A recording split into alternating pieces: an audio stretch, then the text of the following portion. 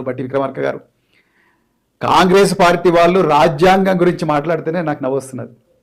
నిజంగా రాజ్యాంగ నిర్మాతను ఎన్నడన్నా గౌరవించినారంటే మీరు?